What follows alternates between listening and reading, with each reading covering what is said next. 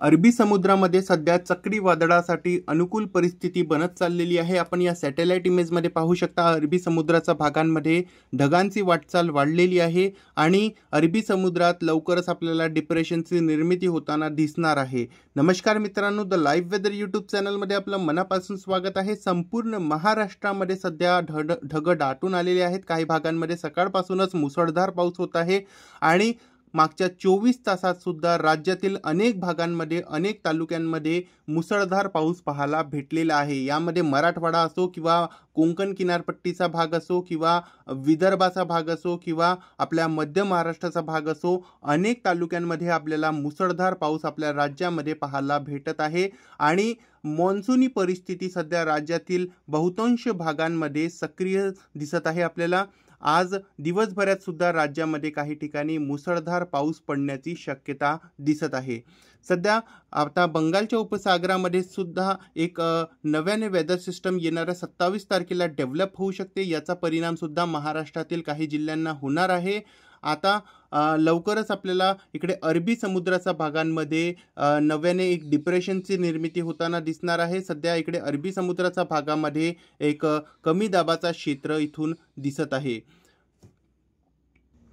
मित्रांनो, सकाळचे 8 वाजत आहेत आणि सध्याच्या काळातली जर आपण सॅटेलाइट इमेज तुम्हाला दाखवली तर आपण पाहू शकता संपूर्ण राज्यामध्ये ढग दाटून आलेले आहेत। अनेक भागांमध्ये सध्या ढग दिसत आहेत आणि काही भागांमध्ये तुरळक ठिकाणी पाऊस सुद्धा होत आहे। खास करून दक्षिण पश्चिमच्या भागामध्ये सकाळपासून मुसळधार पावसाची सरी पाहायला भेटत आहेत। या ढगामुळे इकडे कोल्हापूर तसंच इकडे आपण रत्नागिरीचा भाग बघितला तर या भागात सध्या पाऊस होत आहे आणि काही भागांमध्ये जोरदार पाऊस सुरू आहे। तसंच मुंबईमध्येही काही ठिकाणी पाऊस होत आहे।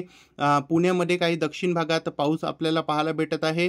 सोलापूरच्या भागातही काही ठिकाणी पाऊस दिसत आहे। साताऱ्याच्या भागातही आपल्याला सकाळपासून पाऊस पाहायला भेटत आहे। अहिल्यानगरमध्येही काही ठिकाणी हलक्या पावसाची सरी आपल्याला या भागामध्ये पावसाचे ढग दिसत आहेत। बाकी नाशिकच्या दक्षिण भागांमध्येही काही ठिकाणी हलके पावसाचे ढग दिसत आहेत। पालघर आणि ठाण्याच्या भागातही सकाळपासूनच तुरळक ठिकाणी हलकेसे पावसाचे ढग आपल्याला दिसत आहेत। एकूणच सर्व राज्यामध्ये आपल्याला अनेक ठिकाणी ढगाळी परिस्थिती, तर काही ठिकाणी हलक्या पावसाची सरी तर काही ठिकाणी मध्यम ते जोरदार पावसाची सरी पाहायला भेटत आहेत।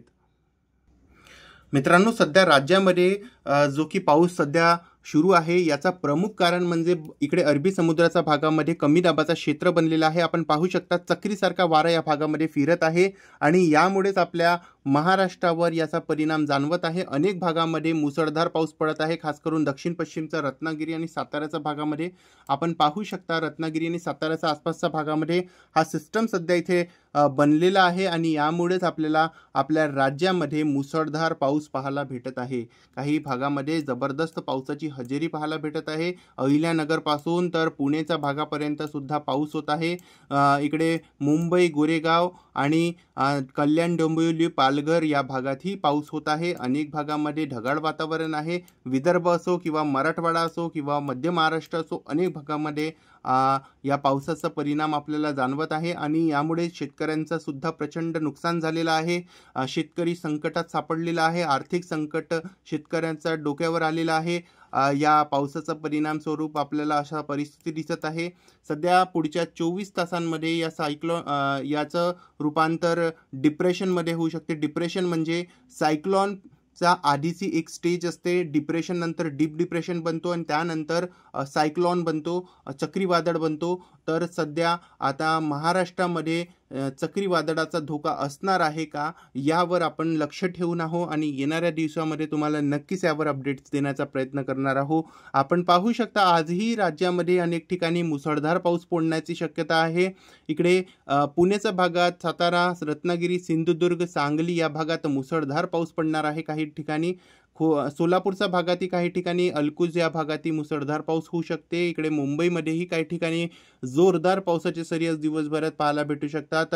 अहिल्यानगर, छत्रपती संभाजीनगरमध्येही काही ठिकाणी पाऊस होऊ शकते आज दिवसभरात। तसंच आपण जर विदर्भावर आला तर विदर्भावर संध्याकाळी किंवा रात्री उशिरापर्यंत जोरदार आज पावसाचे सरी आपल्याला इथे पाहायला भेटू शकतात। रात्री उशिरा जर आपण बघितलं तर रात्री उशिरा सुद्धा राज्यामध्ये पावसाची अनुकूल परिस्थिती आहे आणि दक्षिण पश्चिमच्या भागामध्ये मुसळधार पाऊस पडणार आहे। या भागामध्ये अलर्ट आहे। मागच्या 24 तासांमध्ये सुद्धा रत्नागिरी सिंधुदुर्गला रेड अलर्ट देण्यात आलेलं होतं। आज सुद्धा या भागांमध्ये अलर्ट असणार आहे। जोरदार पावसासाठी अनुकूल वातावरण आहे या भागामध्ये आणि मुसळधार पाऊस कोसळण्यासाठी अनुकूल वातावरण आहे। वादळी वाऱ्यांसोबत विजेच्या कडकडाटासोबत राज्यामध्ये आज पाऊस सक्रिय असणार आहे। अनेक जिल्ह्यांमध्ये आज पाऊस होण्याची शक्यता दिसत आहे। संपूर्ण राज्यामध्ये आज दिवसभरात कसा हवामान असणार आहे तर दक्षिण पश्चिमच्या भागापासून आपण सुरू करूया, कारण दक्षिण पश्चिमच्या भागामध्ये सर्वात जास्त पाऊस पडणार आहे। रायगड, रत्नागिरी, सिंधुदुर्ग, कोल्हापूर, सांगली, सातारा या भागांमध्ये पुढच्या 24 तासात मुसळधार पाऊस कोसळण्याची शक्यता आहे। या भागातील लोकांनी सतर्क राहावे, कारण या भागामध्ये वादळी वाऱ्यांसोबत विजेच्या कडकडाटासोबत मुसळधार पाऊस पडण्याची शक्यता आहे। पुण्यामध्येही आज जोरदार पाऊस होऊ शकते। मुंबई, पालघर, ठाणेमध्येही पाऊस होण्याची शक्यता आहे। अहिल्यानगर, छत्रपती संभाजीनगर, जालना, हिंगोली, परभणी, नांदेड, लातूर, धाराशिव, सोलापूरमध्येही आज दिवसभरात काही ठिकाणी मध्यम तर काही ठिकाणी जोरदार पाऊस होण्याची शक्यता आज दिवसभरात दिसत आहे। तसंच इकडे आपण जर विदर्भाचा भाग बघितला तर रात्री उशिरापर्यंत विदर्भामध्ये अकोला, बुलढाणा, वाशिम, यवतमाळ, इकडे अमरावती, वर्धा, नागपूर, भंडारा, गोंदिया, चंद्रपूर, गडचिरोलीमध्ये संपूर्ण भागात काही ठिकाणी मुसळधार पाऊस तर काही ठिकाणी हलका ते मध्यम स्वरूपाचा पाऊस आपल्याला संपूर्ण विदर्भामध्ये काही ठिकाणी पाहायला भेटणार आहे। विदर्भामध्ये इंटेन्सिटी कमी असणार आहे, पण मध्य महाराष्ट्रामध्ये इंटेन्सिटी खूप जास्त वाढताना पावसाचे दिसणार आहे। खास करून दक्षिण मध्य महाराष्ट्र आणि दक्षिण कोकणच्या भागांमध्ये आज मुसळधार पाऊस होण्यासाठी अनुकूल वातावरण दिसत आहे। तर ज्या भागामध्ये सध्या मुसळधार पावसाची शक्यता आहे त्या भागातील लोकांनी सतर्क राहावे, कारण त्या भागामध्ये अतिवृष्टीसारखा सुद्धा पाऊस काही वेळासाठी आपल्याला पाहायला भेटू शकते। तर नक्कीच सतर्क राहण्याची खूप जास्त गरज आहे। तर या व्हिडिओमध्ये आणि या अपडेटमध्ये बस इतकंच। चॅनलवर नवीन असाल तर चॅनलला सबस्क्राईब करा आणि शेजारी बेल आयकॉन दाबून ऑलला क्लिक करा।